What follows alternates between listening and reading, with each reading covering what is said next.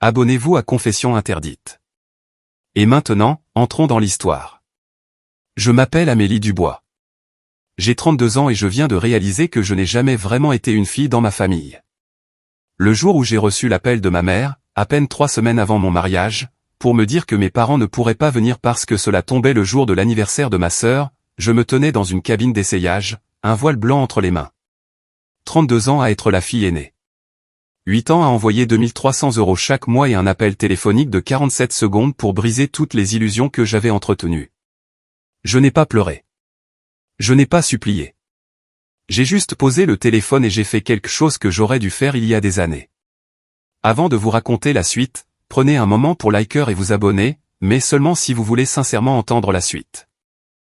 D'où regardez-vous cette vidéo et quelle heure est-il chez vous? Laissez un commentaire pour me le faire savoir.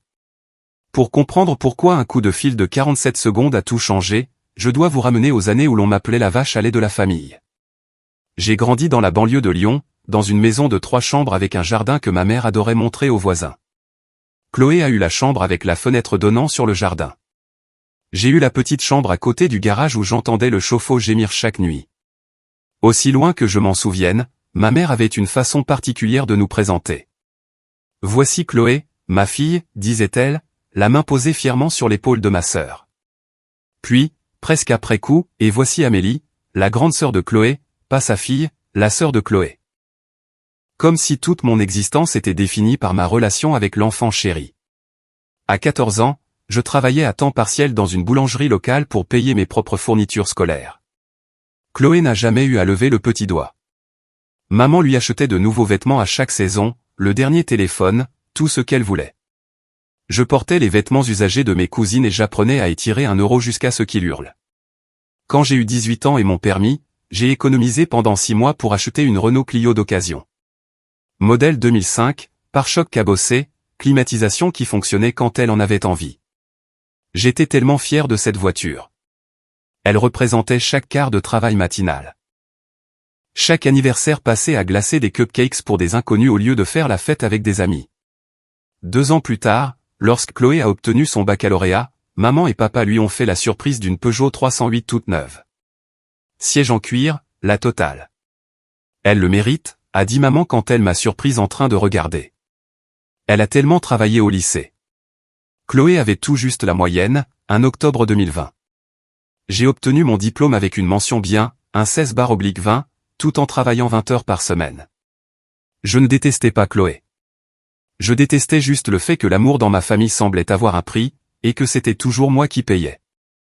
La véritable hémorragie a commencé quand j'avais 24 ans. Je venais d'obtenir mon BTS hôtellerie-restauration. Rien d'extraordinaire, mais je l'avais mérité tout en travaillant à temps plein comme cuisinière. J'ai décroché un emploi de commis de cuisine dans un hôtel Sofitel et, pour la première fois de ma vie, j'avais un salaire régulier et un aperçu de ce que pouvait être l'indépendance. Puis maman a appelé, « Amélie, c'est une urgence. » Sa voix était tendue, comme toujours quand elle voulait quelque chose. « Ton père a perdu son emploi. Nous ne pouvons pas payer le crédit de la maison ce mois-ci. Nous avons besoin de 2800 €. 2800 €. Je n'avais pas 2800 €, mais j'avais une carte de crédit avec un plafond de 4500 € que je gardais précieusement pour les urgences. C'était une urgence, non? Mes parents risquaient de perdre leur maison. J'ai maxé ma carte et j'ai viré l'argent le jour même. Merci, ma chérie, a dit maman quand elle a confirmé le transfert. Nous savions que nous pouvions compter sur toi. Pendant les 3 mois suivants, j'ai mangé des pâtes au beurre au petit déjeuner, au déjeuner et au dîner. J'ai pris des quarts supplémentaires jusqu'à ce que mes pieds me fassent mal et que mes mains se fissurent à force de faire la vaisselle. J'ai remboursé le solde de cette carte euro par euro. Pendant ce temps, mes parents postaient sur Facebook des photos de leur dîner du week-end au restaurant. Chloé téléchargeait des selfies d'une journée au spa. Moment complice mère-fille. Je me disais que c'était exceptionnel. Ils étaient dans une situation difficile. La famille est de la famille. Mais c'était un test, n'est-ce pas? Et je l'ai trop bien réussi. Alors, ils n'ont jamais cessé de m'en donner de nouveaux. Ce que je ne savais pas alors, c'est que cette première urgence n'était que le premier acte d'une performance de 8 ans, et j'étais la seule à payer les billets. 4 ans plus tard, j'ai rencontré Marc Laurent lors d'une fête de Noël d'entreprise. J'avais 28 ans à l'époque, je travaillais comme sous-chef dans un restaurant chic du centre de Lyon. J'avais gravi les échelons depuis le poste de commis, appris à faire des sauces à faire pleurer des hommes adultes, et pourtant j'envoyais de l'argent à la maison chaque mois. Le montant s'était stabilisé à 2300 €, comme une horloge, comme une facture que je ne pouvais pas annuler. Marc était ingénieur, calme, attentionné, le genre d'homme qui écoutait vraiment quand on parlait. Il n'était pas tapa accent grave-l'œil. Il conduisait une vieille berline et portait le même blazer bleu marine à chaque événement. Mais quand il me regardait, il me voyait moi. Pas ce que je pouvais lui donner, juste moi. 3 mois après le début de notre relation, il a remarqué quelque chose. Amélie, pourquoi transfères-tu autant d'argent à tes parents chaque mois? Il m'aidait à mettre en place un tableau de budget. Son langage de l'amour était apparemment les formules Excel. C'est plus que ce que la plupart des gens paient en loyer. Je me suis figé. Personne ne m'avait jamais posé cette question auparavant. Parce que si je ne le fais pas, je suis une mauvaise fille, ai-je dit. Les mots sont sortis avant que je puisse les arrêter. Marc a posé sa tasse de café. Il m'a regardé avec ses yeux bruns et calmes. Pas de jugement, juste de l'inquiétude. Et si on suivait ça, dit-il lentement. Chaque euro que tu leur as envoyé depuis que tu as commencé à travailler, juste pour que tu saches exactement où tu en es. Ce soir-là, nous avons construit un tableau ensemble. Date, montant, raison listée dans la colonne des notes, réparation urgente de voiture, manuel scolaire de Chloé, frais médicaux, aide au crédit immobilier à nouveau. Les chiffres grimpaient plus haut que je ne le pensais. Beaucoup plus haut. Tu n'es pas une mauvaise fille, Amélie, a dit Marc doucement, sa main couvrant la mienne. L'amour n'est pas censé être un prêt que l'on ne peut jamais rembourser. Ce tableau allait devenir le document le plus important de ma vie. Je voulais avoir une boulangerie depuis mes 16 ans. Tout a commencé avec ma grand-mère, la mère de ma mère, bien qu'on ne le devinerait pas à voir à quel point elle me traitait différemment. Grand-mère Rose vivait dans une petite maison avec une cuisine qui sentait la cannelle et le beurre. Elle m'a appris à faire ces fameux roulés à la cannelle à partir de zéro, pétrissant la pâte jusqu'à ce que mes bras brûlent, regardant le glaçage couler juste comme il faut. Tu as un don, Amélie, disait-elle, de la farine saupoudrant ses cheveux argentés. Ses mains ont été faites pour créer quelque chose de doux dans un monde souvent amer. Elle est morte quand j'avais 19 ans. Elle ne m'a rien laissé d'autre que ses recettes et un médaillon que je porte encore tous les jours.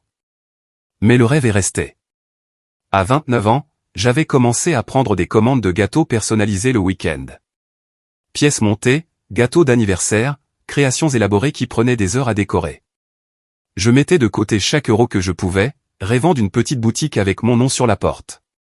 Quand j'ai enfin parlé de mes projets à ma mère, elle a ri. Une boulangerie? Amélie? Sois réaliste. Sais-tu combien de petites entreprises font faillite la première année? Elle a secoué la tête comme si j'avais suggéré d'ouvrir un casino sur la Lune. Tu as un emploi stable. Pourquoi gâcherais-tu ça? Chloé est intervenue depuis le canapé, sans même lever les yeux de son téléphone. Tu vas sérieusement vendre des gâteaux pour gagner ta vie? C'est tellement pittoresque. Papa n'a rien dit. Il ne disait jamais rien. Ce Noël-là, ils ont offert à Chloé un ensemble de clubs de golf haut de gamme pour le réseautage, a expliqué maman, tandis que je recevais une carte cadeau Fnac. Le message était clair. Mes rêves ne valaient pas la peine qu'on investisse dedans. Je n'avais de valeur que pour ce que je pouvais leur donner. Mais j'ai continué à économiser quand même. Certains rêves sont trop précieux pour laisser les autres les tuer.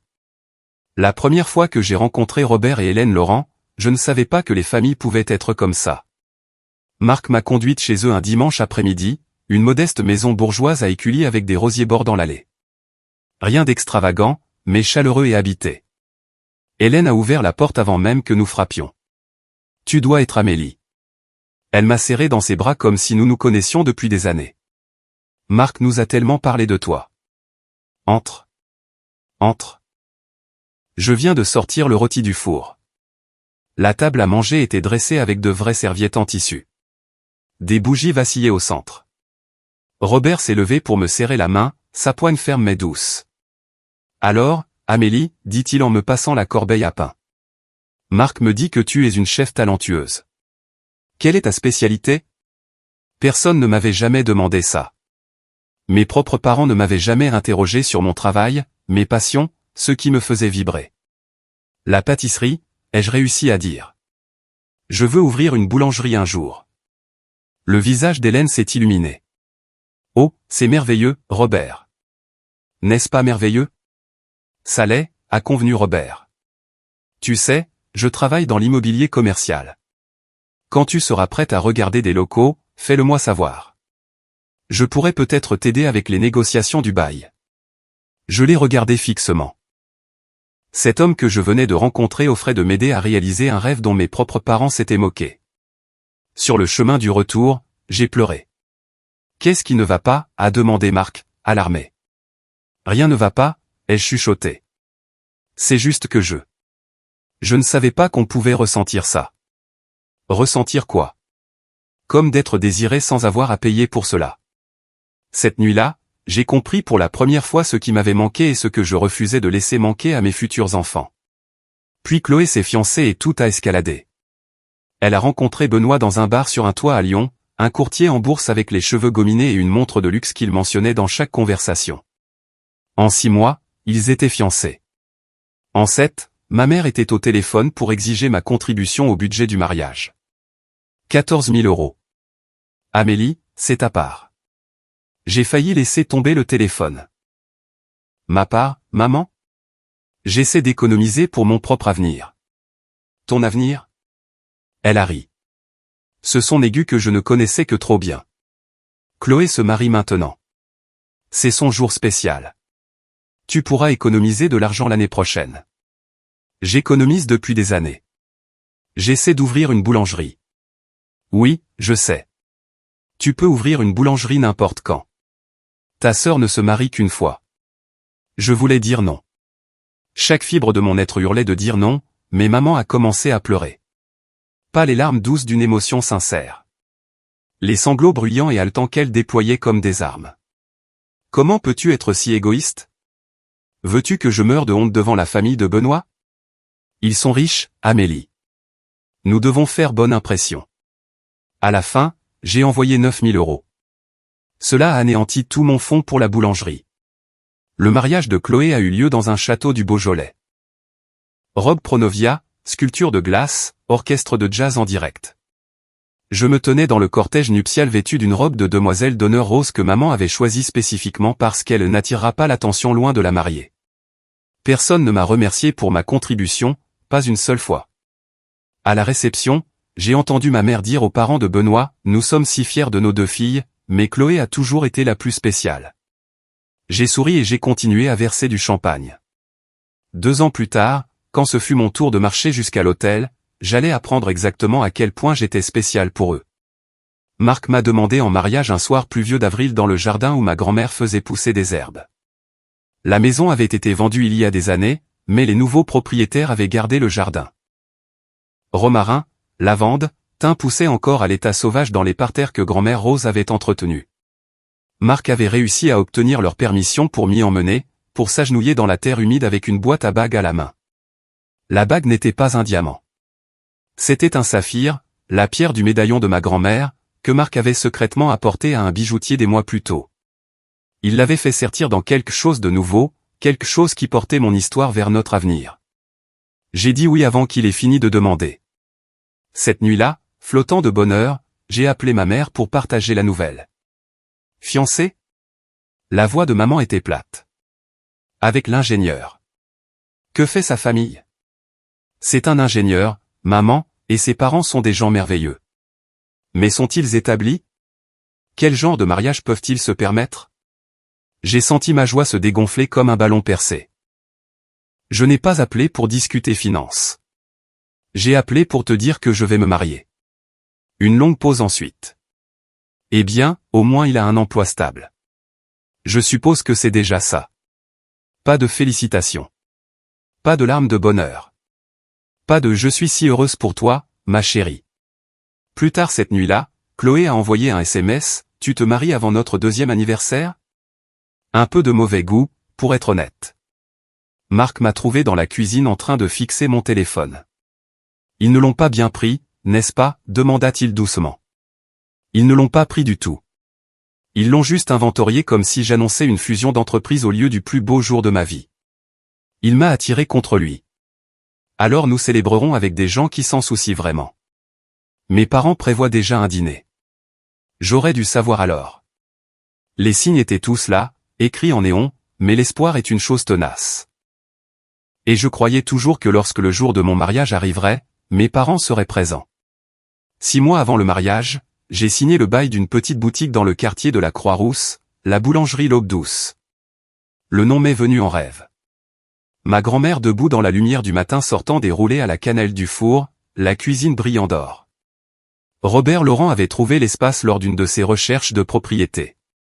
Le loyer est gérable, a-t-il dit en faisant glisser les papiers sur sa table de salle à manger. Et le locataire précédent a laissé les fours. Tu n'as qu'à apporter ton propre équipement. Hélène m'a apporté un présentoir à gâteau vintage d'une brocante. Pour porter chance, a-t-elle dit en le pressant dans mes mains. J'envoyais toujours 2300 € à mes parents chaque mois, même alors que je raclais les fonds de tiroir pour les dépôts et le premier mois de loyer. J'étais tellement étiré que je sentais que je m'effilochais sur les bords. Mais je refusais d'arrêter. Pas encore.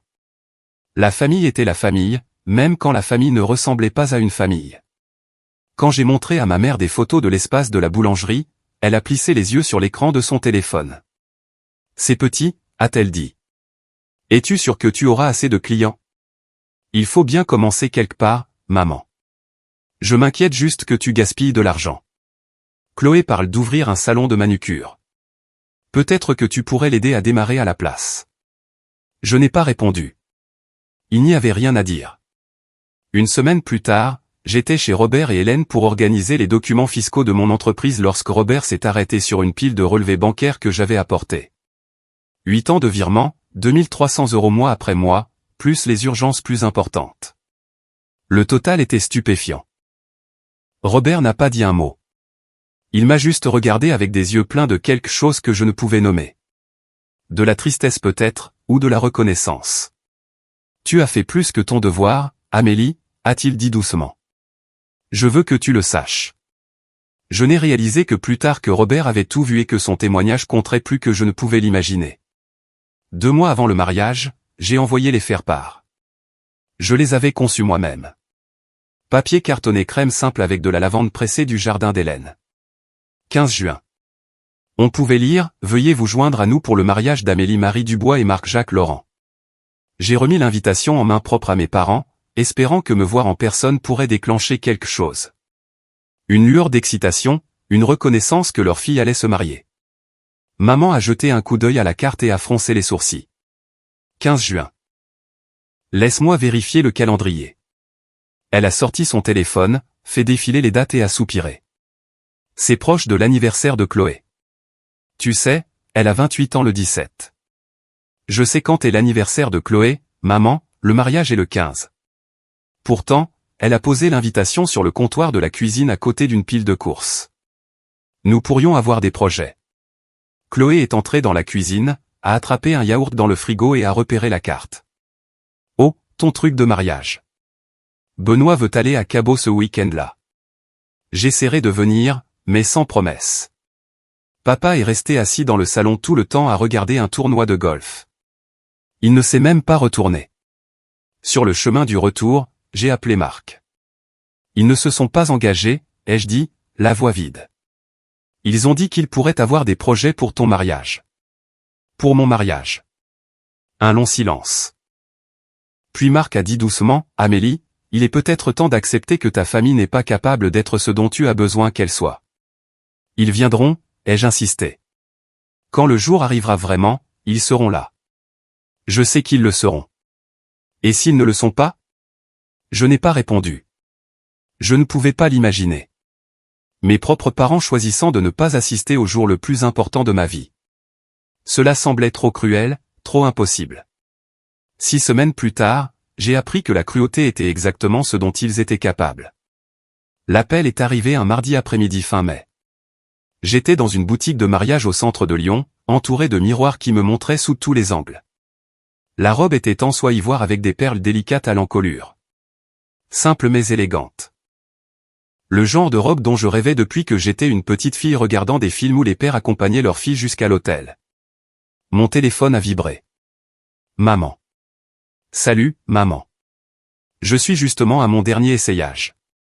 Amélie, je dois te dire quelque chose. Sa voix était factuelle, comme si elle lisait une liste de courses. Ton père et moi ne pourrons pas venir au mariage. La cabine d'essayage est devenue silencieuse. La conseillère qui ajustait mon ourlet a levé les yeux, inquiète. Qu'est-ce que tu veux dire par vous ne pourrez pas venir? Le 15 juin est le week-end d'anniversaire de Chloé. Benoît organise une fête anticipée pour elle le 15 car cela convient mieux à leurs horaires. Nous ne pouvons pas manquer la fête d'anniversaire de notre fille. Maman, son anniversaire est le 17 et je me marie le 15. Ma chérie, ta sœur n'a qu'un anniversaire par an. Tu aurais pu choisir une date différente. J'ai fixé mon reflet. Une femme en robe de mariée.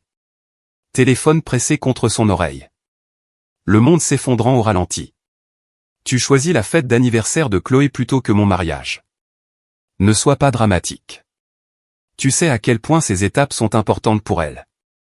Les collègues de Benoît seront là. C'est du réseautage. Je suis ta fille aussi, maman. Bien sûr que tu le es. Mais Chloé a plus besoin de nous en ce moment. Tu as toujours été si indépendante, Amélie. Tu t'en sortiras très bien. 47 secondes. C'est la durée de l'appel. J'ai vérifié après. 47 secondes pour démanteler 32 ans d'espoir désespéré. Je comprends, ai-je dit doucement. Au revoir, maman. J'ai raccroché. La conseillère a demandé si j'allais bien. J'ai regardé mon reflet une dernière fois.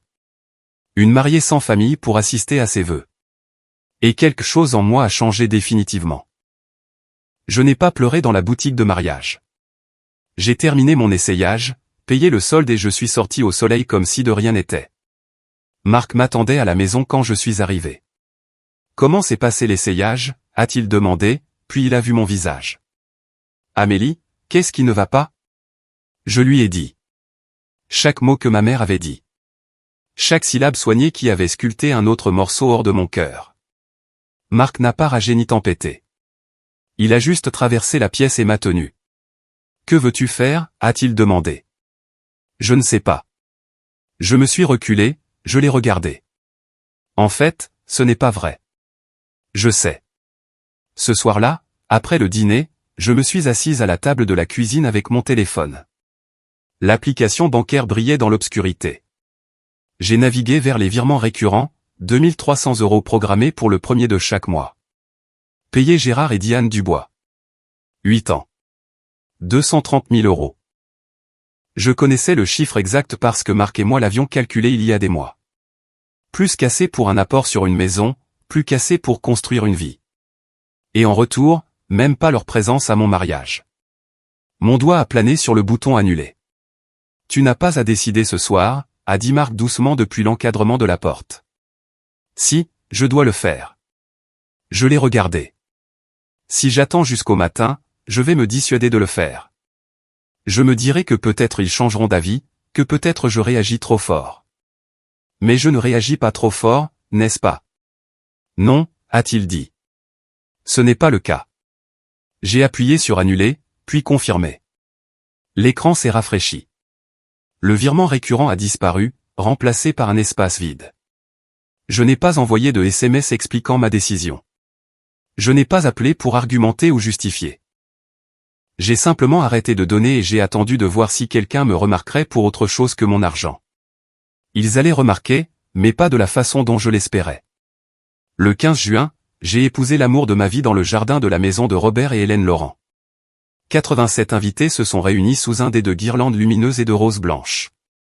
Le temps était parfait. Ciel dégagé, brise légère, le genre de journée qui semblait conçue pour les débuts. Les collègues de Marc étaient assis à côté de mes collègues du restaurant.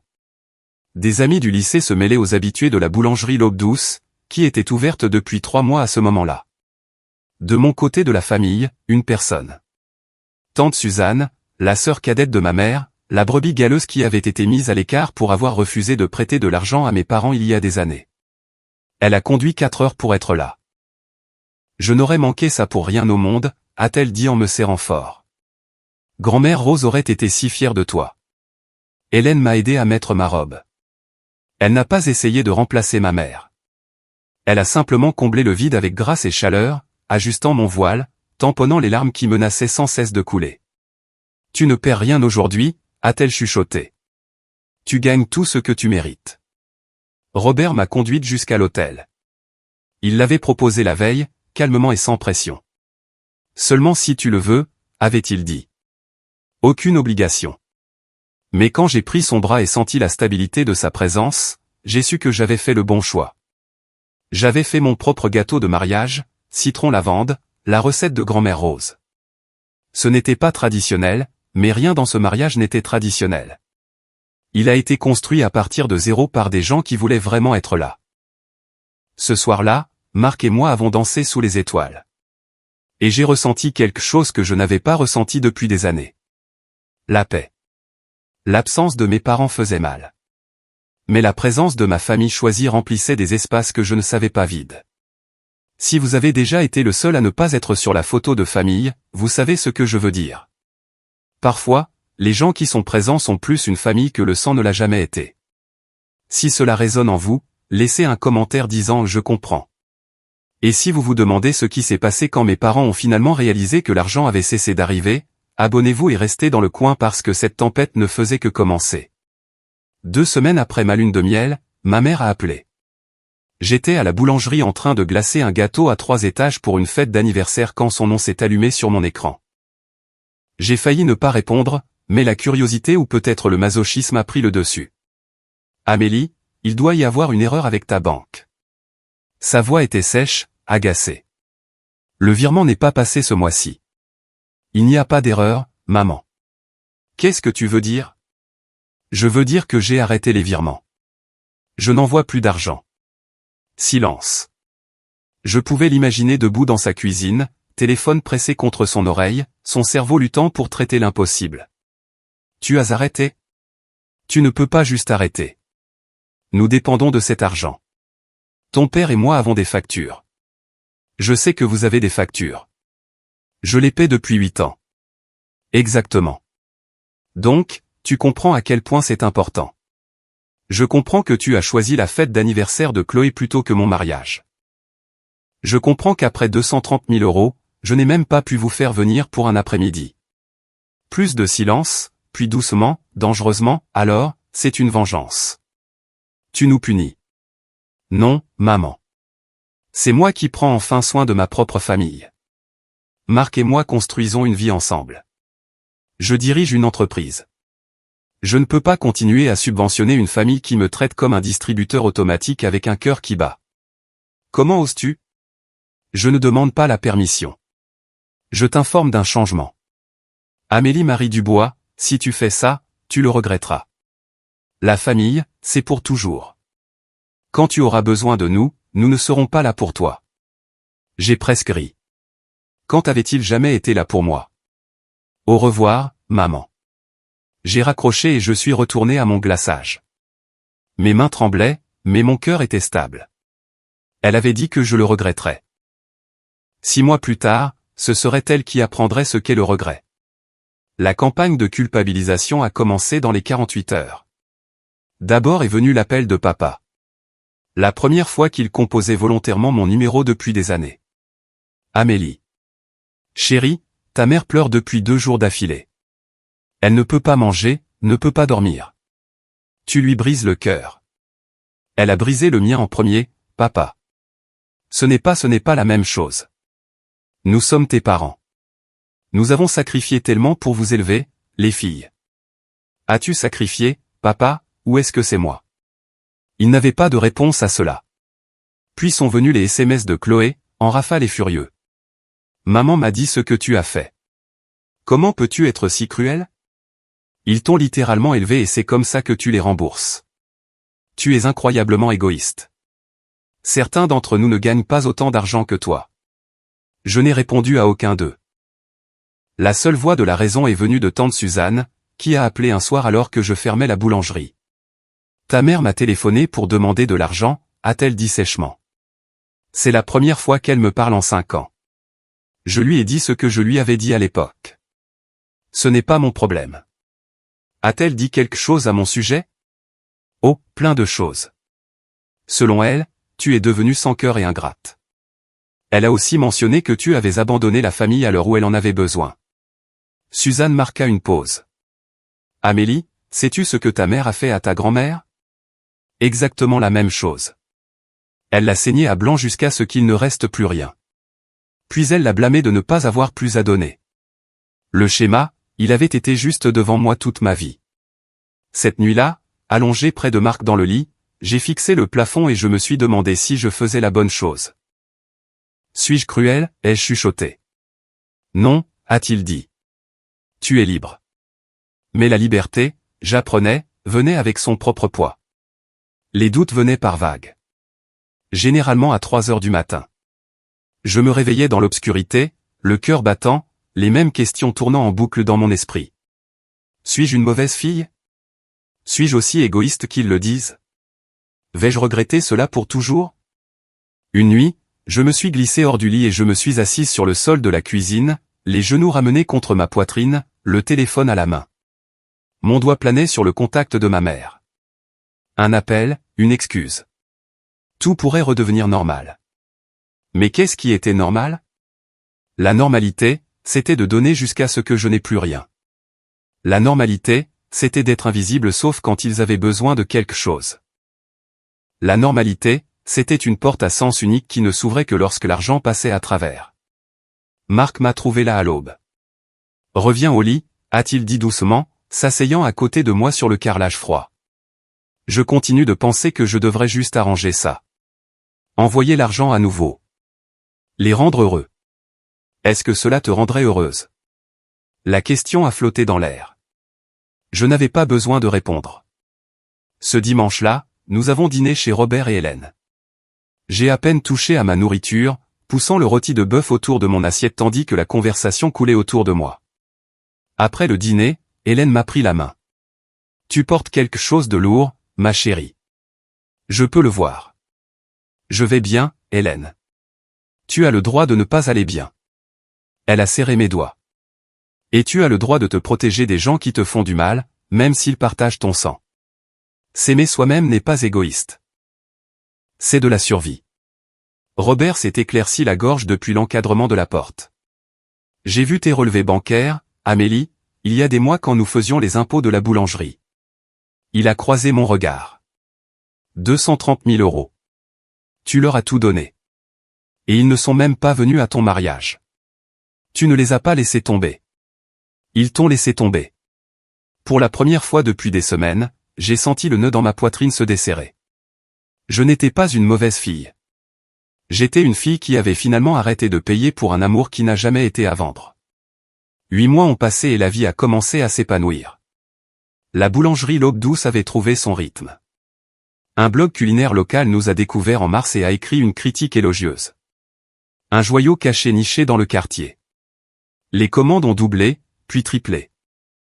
J'ai embauché 2 employés à temps partiel, Mia, diplômée d'un CAP pâtisserie, et David, un père célibataire cherchant des horaires flexibles. La boulangerie devenait ce que j'avais toujours rêvé qu'elle pourrait être, un endroit où les gens venaient non seulement pour les roulés à la cannelle et les sablés à la lavande, mais pour la chaleur humaine. Les habitués connaissaient les noms des uns et des autres. Les gâteaux d'anniversaire étaient commandés des mois à l'avance. Nous avions commencé une tradition d'offrir des biscuits gratuits aux enfants qui venaient après l'école. Et puis en avril, j'ai fait un test et j'ai vu 2 lignes roses. Enceinte. Marc et moi nous sommes tenus dans notre minuscule salle de bain en fixant le test comme s'il pouvait changer d'avis. Puis il m'a soulevé et m'a fait tourner, nous deux riant et pleurant en même temps. Nous allons avoir un bébé, répétait-il. Nous allons avoir un bébé. Hélène a pleuré quand nous lui avons dit. Robert a fait des blagues terribles sur le fait d'apprendre au bébé à négocier des transactions immobilières. Pour la première fois de ma vie, j'ai compris ce que cela signifiait d'être célébré. Pas pour ce que je pouvais donner, mais simplement pour exister. Mes parents sont restés silencieux. Après des mois de SMS ignorés et d'appels sans réponse, ils avaient cessé d'essayer de me joindre. J'ai supposé qu'ils avaient trouvé une autre solution à leur problème d'argent ou que Chloé avait pris le relais pour une fois. J'avais tort. Amélie, a dit tante Suzanne lors d'un de nos appels réguliers. Tu devrais savoir quelque chose. Ta mère demande des prêts à la famille. Apparemment, Chloé a fait de mauvais investissements. Très mauvais. Le couperet allait tomber. Je ne savais juste pas qu'il tomberait directement dans ma boulangerie. L'histoire complète est sortie par morceaux. Selon tante Suzanne, qui avait rassemblé des renseignements auprès de divers parents, Chloé avait convaincu mes parents d'investir leurs économies dans une opportunité garantie que Benoît avait découverte. Une combinaison de crypto-monnaie et de marketing multiniveau qui promettait des rendements incroyables. 75 000 € partis en 3 mois. Le cousin de Benoît dirigeait toute l'affaire, a expliqué Suzanne au téléphone. Il s'est avéré que c'était une pyramide de Ponzi. Le cousin a disparu au Mexique. Benoît et Chloé divorcent. Je me suis affaissé sur le banc devant ma boulangerie, téléphone pressé contre mon oreille. Et mes parents? Ils utilisaient l'argent que tu envoyais comme filet de sécurité depuis des années. Sans cela, ils n'ont pas assez pour couvrir le crédit. Ils ont 3 mois de retard. La banque a envoyé un avis. J'aurais dû me sentir vengé. J'aurais dû ressentir cette bouffée chaude de satisfaction qui vient quand les gens qui vous ont fait du mal font face aux conséquences. Au lieu de cela, je me sentais juste fatigué. Ils vont perdre la maison, ai-je dit. Peut-être, à moins qu'ils ne trouvent quelqu'un pour les renflouer. Une notification de SMS a vibré. J'ai jeté un coup d'œil à l'écran. Le nom de Chloé est apparu pour la première fois depuis des mois. Et Serette, on peut parler? Je sais qu'on n'a pas été proches, mais la famille c'est la famille, non? On devrait rattraper le temps perdu. Peut-être prendre un café. J'ai fixé le message. Après 8 mois de silence, après avoir manqué mon mariage, après des années à me traiter comme la bonne de la famille c'est la famille. J'ai tapé une réponse. Je suis occupé avec la boulangerie. De quoi as-tu besoin? La réponse est venue instantanément. Rien de précis. Je voulais juste renouer. Au fait, maman a mentionné que tu réussis vraiment bien avec l'entreprise. C'est tellement génial. On devrait fêter ça. Peut-être que tu pourrais nous aider à régler quelques trucs financiers aussi. C'était là. La demande habillée en vêtements décontractés. Je n'ai pas répondu, mais j'ai commencé à me préparer pour ce que je savais être imminent. Ce week-end-là, j'ai étalé 8 années sur ma table de cuisine. Relevés bancaires imprimés et organisés par année. Le tableau que Marc et moi avions construit ensemble maintenant complet avec chaque virement, chaque urgence, chaque euro qui avait coulé de mon compte vers celui de mes parents. Date de transaction surlignée en jaune, totaux cumulés en gras. 230 000 €. Qu'est-ce que tu fais? A demandé Marc, posant 2 tasses de café sur la table. Je m'assure de savoir exactement ce qui s'est passé. J'ai feuilleté les pages. S'ils viennent demander de l'argent, quand ils viendront demander, je veux les faits devant moi, pas des émotions. Des faits. Tu penses qu'ils vont vraiment se montrer? Je sais qu'ils le feront. Ils ont épuisé tout le monde. Je suis la dernière option. Il s'est assis à côté de moi, étudiant les documents. Et que vas-tu dire? Je ne sais pas encore, mais je ne les laisserai pas déformer ça. Je ne les laisserai pas faire de moi la méchante dans une histoire où j'ai tout donné et rien reçu en retour. Sur le coin de la table se trouvait un autre morceau de papier, l'image de l'échographie de mon rendez-vous de 12 semaines. Notre bébé, la taille d'un citron vert, rythme cardiaque fort et régulier. Je l'ai ramassé, la tenant à côté des relevés bancaires. C'est ce que je protège maintenant, ai-je dit doucement. Ce bébé n'aura jamais à acheter l'amour de sa grand-mère. Il ne sera jamais comparé à un cousin ou ne s'entendra pas dire que ses rêves ne valent pas la peine d'être investis. Il saura dès le premier jour qu'il suffit exactement tel qu'il est. Marc a couvert ma main avec la sienne. Quoi qu'il arrive, a-t-il dit, nous l'affrontons ensemble. J'ai hoché la tête, rassemblant les documents dans un dossier soigné. La confrontation arrivait. Je pouvais la sentir s'accumuler comme une tempête à l'horizon. Mais cette fois, je ne serais pas sans défense. Cette fois, la vérité parlerait pour moi. La célébration du premier anniversaire de la boulangerie L'Aube Douce est tombée un samedi fin octobre. Je l'avais planifié depuis des mois, une véritable grande ouverture, le genre que je ne pouvais pas me permettre quand j'ai commencé. Nous avons décoré la boutique avec des feuilles d'automne et des lumières dorées. Les vitrines débordaient de friandises de saison, roulées à la cannelle à la citrouille, tartes aux noix et au sirop d'érable, beignets aux pommes. Une journaliste de Lyon Mag avait confirmé qu'elle passerait pour un article sur les entreprises locales détenues par des femmes. À midi, la boulangerie bourdonnait. Les habitués remplissaient les tables du café. Robert et Hélène sont arrivés avec des fleurs et du champagne. Marc se déplaçait dans la foule, serrant des mains, faisant en sorte que tout le monde se sente le bienvenu. J'étais derrière le comptoir en train de mettre en boîte un gâteau personnalisé lorsque la cloche au-dessus de la porte a tinté. J'ai levé les yeux. Ma mère est entrée en premier, portant une robe que je n'avais jamais vue, probablement achetée avant leurs problèmes financiers. Derrière elle est venu mon père, les mains dans les poches, les yeux scrutant la pièce nerveusement. Et derrière eux deux, Chloé, plus mince que dans mon souvenir, le maquillage ne dissimulant pas tout à fait les cernes sous ses yeux. Personne ne souriait.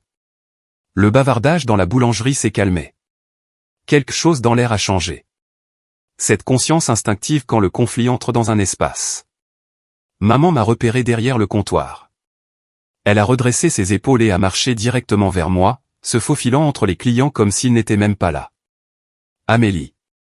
Sa voix portait à travers la boutique. Nous devons parler de la famille. Hélène, debout près de la vitrine à pâtisserie, s'est rapprochée de moi. Robert a posé sa flûte de champagne. Marc est apparu à mon coude. Ce n'est vraiment pas le moment, maman.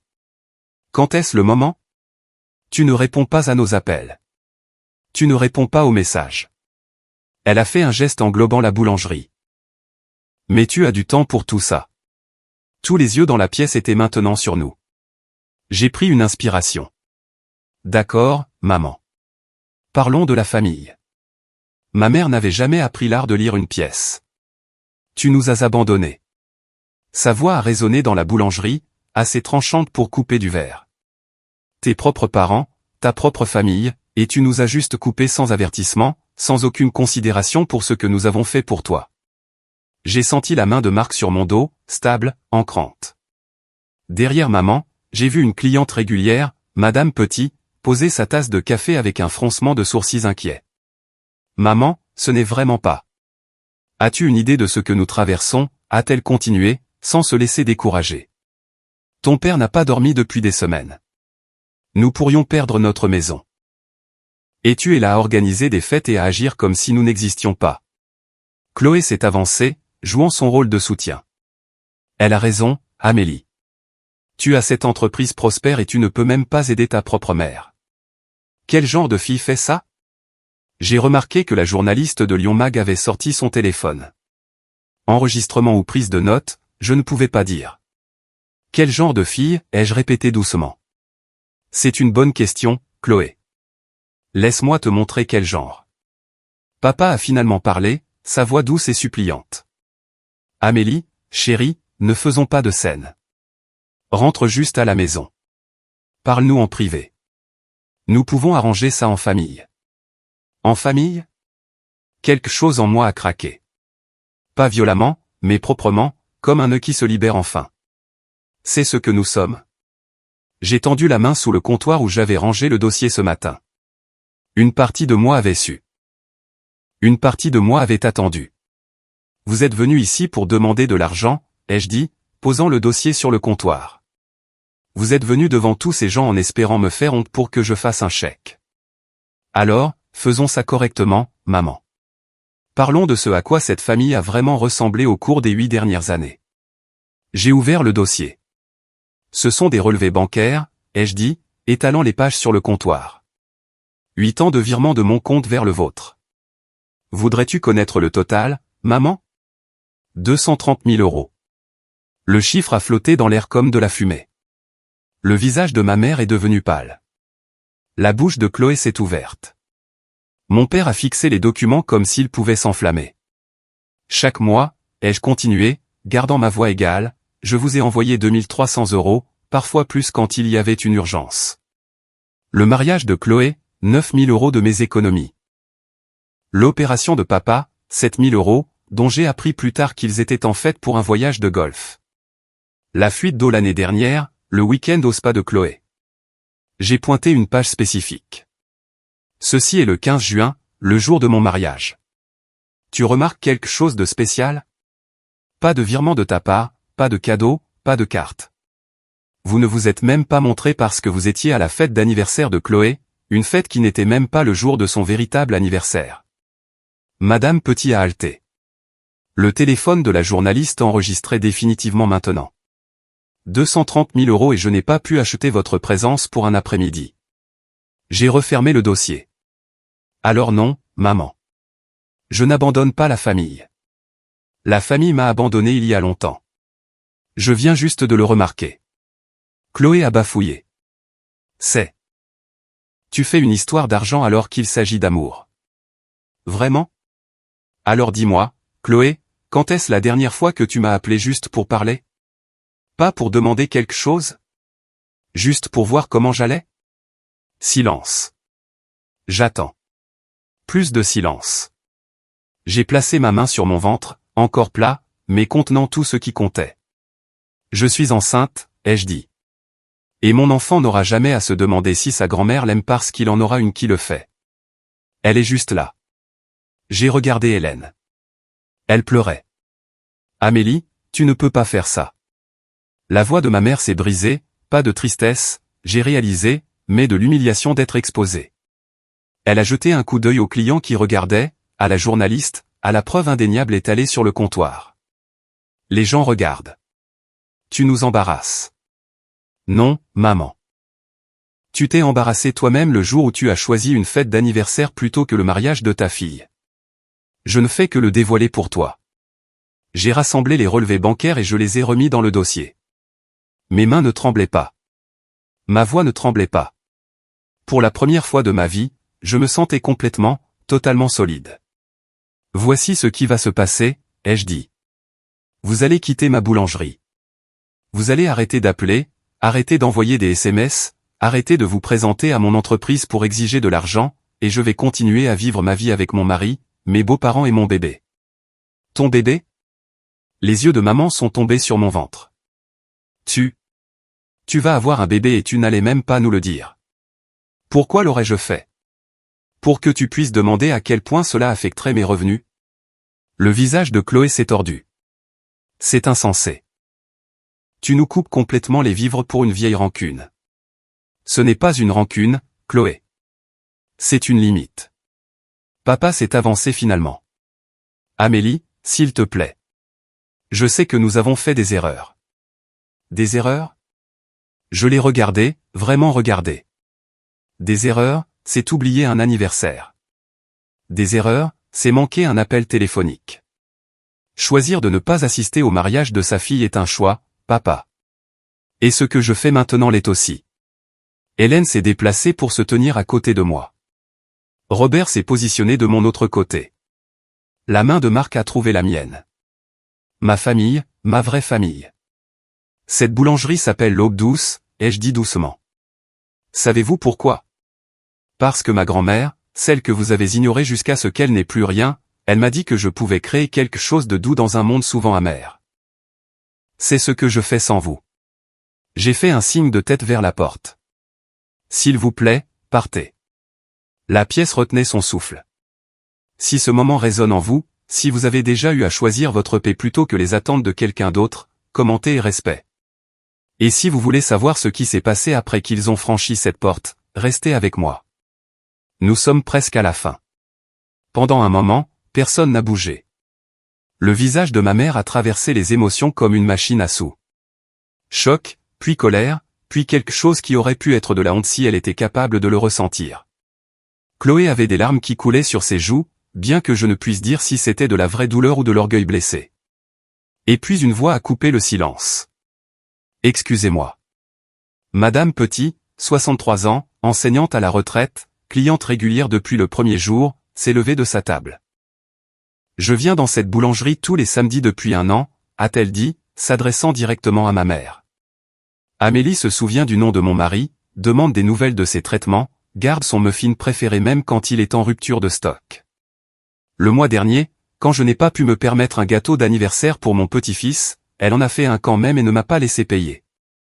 Elle a pointé le dossier des relevés bancaires. Cette femme vous a donné presque 250 000 € et vous n'avez pas pu venir à son mariage. La voix de Madame Petit tremblait d'indignation. Vous devriez avoir honte. Un murmure a parcouru la boulangerie, des têtes aux champs. Quelqu'un à l'arrière a marmonné, incroyable. Le calme de ma mère s'est effondré.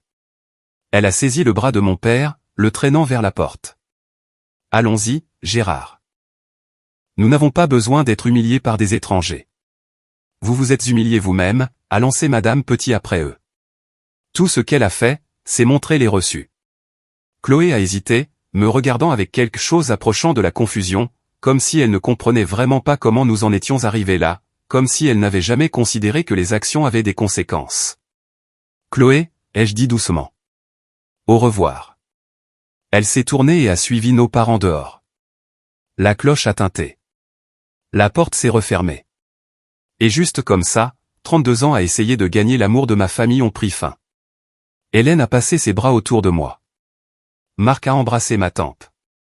Madame Petit est retournée à son café avec un signe de tête satisfait. La fête a continué. Le reste de l'après-midi s'est passé dans un flou étrange et paisible. La journaliste de Lyon Mag s'est approchée de moi après le départ de ma famille, carnet à la main. Je suis venu écrire sur les femmes entrepreneurs, a-t-elle dit prudemment. Mais c'était autre chose. Voulez-vous que je le laisse de côté? J'ai réfléchi à la question. Une partie de moi voulait se cacher, garder la laideur privée, mais une autre partie, la partie qui avait passé 32 ans à être invisible, était fatiguée de rester petite. Écrivez ce que vous avez vu, ai-je dit. Mais cette histoire ne parle pas de vengeance. Elle parle de construire quelque chose qui vaut la peine d'être protégé. Elle a hoché la tête, gribouillé quelque chose et commandé une boîte de roulés à la cannelle. Le soir, la foule s'était clairsemée. Marc balayait les sols pendant que j'essuyais les tables. Robert et Hélène ont insisté pour faire la vaisselle malgré mes protestations. Laisse-nous aider, a dit Hélène fermement. C'est ce que fait la famille. Je me suis arrêté, chiffon à la main, les regardant travailler ensemble dans ma cuisine. Robert racontait des blagues terribles. Hélène faisait semblant d'être agacée. Marc riait des deux. C'était ma famille maintenant. Pas par le sang, mais par choix, par leur présence. Plus tard, enfermant pour la nuit, Marc m'a tiré contre lui sous les guirlandes lumineuses que nous avions accrochées ce matin-là. Comment te sens-tu? J'y ai pensé. La confrontation, les relevés bancaires, le spectacle public. Je me sens. J'ai cherché le bon mot. Légère.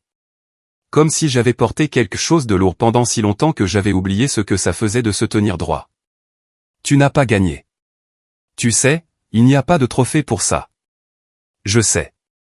J'ai regardé ma boulangerie, les lumières chaudes, les vitrines, l'enseigne peinte à la main. Mais je n'ai pas perdu non plus. J'ai juste enfin arrêté de jouer à un jeu que je ne pouvais jamais gagner. Il a embrassé mon front. Prête à rentrer à la maison. Ouais, ai-je souri. Je le suis vraiment. Dans les 3 mois qui ont suivi, j'ai observé de loin les conséquences se dérouler. Tante Suzanne me tenait au courant malgré mes protestations que je n'avais pas besoin de savoir. Tes parents ont vendu la maison, a-t-elle rapporté en décembre. Ils ont obtenu moins que la valeur marchande parce qu'ils étaient désespérés. Ils louent un appartement de 2 chambres à Vénissieux maintenant. J'ai ressenti quelque chose quand elle me l'a dit. Pas de la satisfaction exactement, mais pas de chagrin non plus. Plutôt comme la reconnaissance sourde de l'inévitabilité. Et Chloé? Benoît est parti. Il a déménagé à Genève avec une femme qu'il a rencontrée en ligne. Le divorce est sale. Elle vit avec tes parents maintenant. Tous les 3 entassés dans cet appartement. Je l'ai imaginé. Ma mère, qui avait passé des décennies à cultiver une image de réussite, partageant maintenant des murs avec des étrangers, écoutant les disputes à travers le sol. Ma sœur, l'enfant chéri, réduite à dormir à nouveau dans son lit simple d'enfant. Ta mère a essayé de t'envoyer un email, au fait, quelque chose à propos de la réconciliation. J'avais vu l'email. 3 pages de reproches soigneusement formulés. Comment j'avais mal interprété leur amour. Comment chaque famille a des luttes. Comment garder rancune ne fait que se blesser soi-même. Pas d'excuses. Pas de reconnaissance de ce qu'ils avaient fait. Juste recadrer le récit pour faire de moi la méchante à nouveau. J'ai transféré l'email à un avocat recommandé par Marc.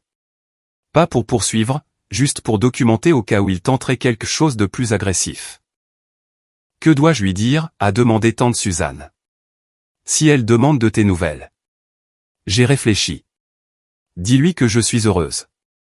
Dis-lui que je construis une vie avec des gens qui sont présents. Et si elle demande de l'argent? J'ai presque ri. Dis-lui que le distributeur automatique est définitivement fermé. Ce Noël-là, Marc et moi avons organisé un dîner pour 10 personnes. Les Laurent, tante Suzanne, des collègues de la boulangerie, des amis qui étaient devenus la famille. Nous avons ri et trop mangé et nous n'avons pas parlé des gens qui n'étaient pas là. Certaines absences sont des pertes. D'autres sont juste de l'espace pour respirer. Un soir chaud de fin mai, je me tenais dans la cuisine de la boulangerie L'Aube Douce, nourrissant ma fille, Lily Rose Laurent, âgée de 7 semaines, avec les yeux bruns de son père et, j'aime l'imaginer, le menton têtu de ma grand-mère. Elle était arrivée un matin pluvieux d'avril, et dès le moment où je l'ai tenue, j'ai compris quelque chose que j'avais poursuivi toute ma vie. Ça, cette chaleur dans mes bras, ce petit être humain qui n'avait besoin de rien de moi à part ma présence. C'était à ça que ressemblait l'amour. Hélène avait été là pour la naissance, tenant ma main quand Marc est sorti pour informer la famille. Robert faisait les 100 pas dans la salle d'attente, s'entraînant aux blagues de grand-père. Quand Lily est enfin arrivée, tous les deux ont pleuré plus fort que moi. Elle est parfaite, a chuchoté Hélène, touchant la joue de Lily avec des doigts tremblants. Elle est absolument parfaite. J'ai pensé à appeler ma mère. L'instinct était toujours là, enfoui profondément, cette petite fille qui voulait juste que sa maman s'en soucie. Mais ensuite j'ai regardé Hélène, Robert, le cercle de personnes qui nous avaient choisis, et l'envie s'est estompée. La boulangerie s'était agrandie. L'article de Lyon Mag avait apporté une avalanche de nouveaux clients, et j'avais embauché 2 autres employés pour répondre à la demande. Nous avions commencé une activité en ligne, expédiant les roulés à la cannelle de grand-mère Rose à travers le pays. Tout ce que j'avais toujours voulu était juste là. Pas donné, mais construit. Brique par brique, lot par lot.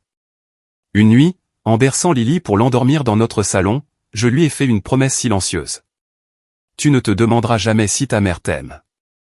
Tu ne te sentiras jamais comme un fardeau.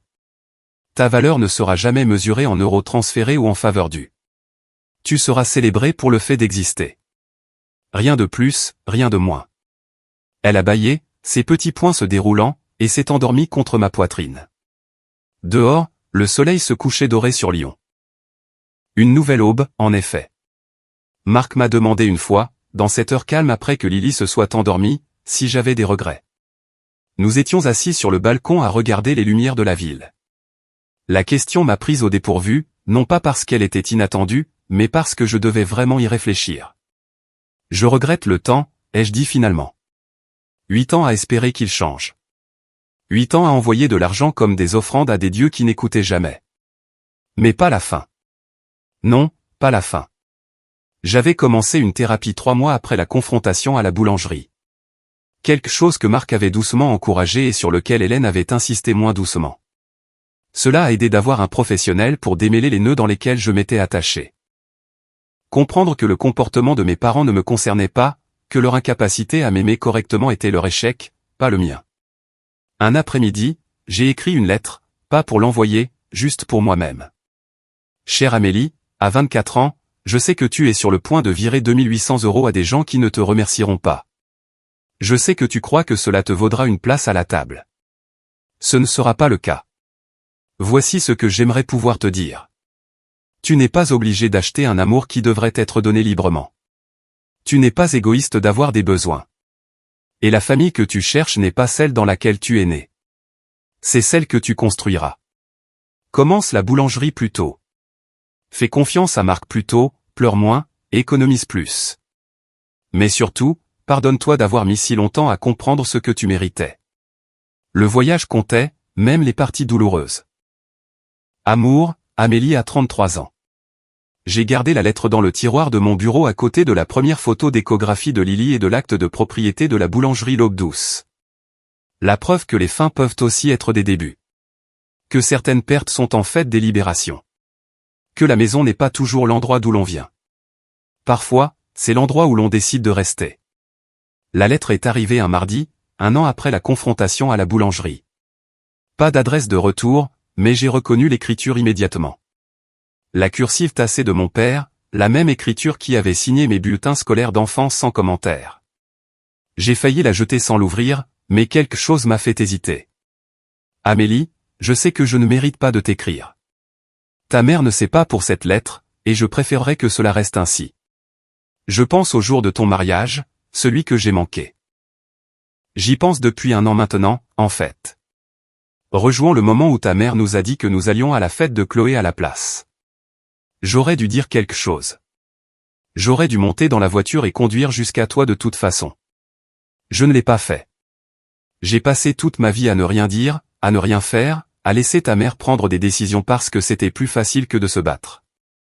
Je me disais que je maintenais la paix. Mais je n'étais vraiment qu'un lâche. Je ne m'attends pas à ce que tu me pardonnes. Je ne demande pas d'argent. Nous nous débrouillons à peine.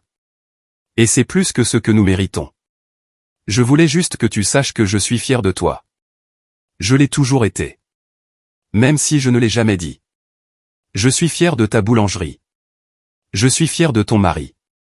Je suis fier de la femme que tu es devenue, malgré tout ce que nous ne t'avons pas donné. Tu méritais de meilleurs parents. Je suis désolé que tu nous aies eus à la place. Papa. J'ai lu la lettre 3 fois. Puis j'ai pleuré, pas de douleur, mais de quelque chose de plus difficile à nommer. Le deuil peut-être de la relation que nous n'avons jamais eue. Le soulagement que quelque part, d'une petite façon, il me voyait enfin. Marc m'a trouvé dans la cuisine, lettre à la main. Bonne ou mauvaise nouvelle? Ni l'une ni l'autre. Juste la vérité. Enfin. Je n'ai pas répondu. Pas encore. Peut-être un jour. Pour l'instant, j'ai glissé la lettre dans le tiroir de mon bureau et je suis allé voir Lily. Certaines portes restent fermées, d'autres restent entrouvertes. Et c'est bien ainsi. Si je suis honnête, et j'ai essayé d'être honnête avec vous tout ce temps, je ne pense pas que ma mère soit mauvaise. Je pense qu'elle est brisée. Elle a grandi pauvre, fille d'immigrants qui travaillaient 3 emplois chacun et ne pouvaient toujours pas se permettre le chauffage en hiver. Ce genre d'enfance laisse des cicatrices. Elle a griffé son chemin vers la classe moyenne et a passé le reste de sa vie terrifiée à l'idée de redescendre. Chloé, belle, charmante, socialement gracieuse, représentait tout ce que ma mère aurait souhaité être. Je représentais tout ce qu'elle essayait de fuir. Simple, pratique, les mains toujours couvertes de farine. Il ne s'agissait pas d'aimer Chloé davantage. Il s'agissait de s'aimer elle-même moins et de me voir comme un miroir qu'elle ne voulait pas affronter. Est-ce que cela excuse ce qu'elle a fait? Non. Est-ce que cela l'explique? Peut-être. Mon père a choisi la paix plutôt que la justice, le confort plutôt que le courage. Il n'était pas malveillant, juste faible. Et la faiblesse, à sa manière, peut blesser aussi profondément que la cruauté. Je ne vous dis pas cela pour que vous ayez pitié d'eux. Je vous le dis parce que comprendre n'est pas la même chose que pardonner. Et je pense qu'il est important de connaître la différence. Alors voici ce que j'ai appris. Pour ce que ça vaut, l'amour sous condition n'est pas de l'amour, c'est du commerce. Fixer des limites n'est pas de la cruauté. C'est de la survie. Et la famille que vous construisez peut être tout aussi réelle que la famille dans laquelle vous êtes né. Parfois plus réelle. Si vous êtes le distributeur automatique de quelqu'un, si vous donnez toujours et ne recevez jamais, si vous êtes debout dans une robe de mariée à vous demander pourquoi vos parents ne sont pas là, écoutez-moi. Vous n'êtes pas brisé. Vous n'êtes pas égoïste. Vous voyez juste enfin clairement. Merci d'être resté avec moi à travers cette histoire. Si elle a touché quelque chose en vous, laissez un cœur dans les commentaires ou partagez votre propre expérience si vous êtes prêt. Abonnez-vous si vous voulez entendre plus d'histoires comme celle-ci, et consultez la description pour une autre vidéo que je pense que vous apprécierez. Rappelez-vous, l'aube vient après l'obscurité.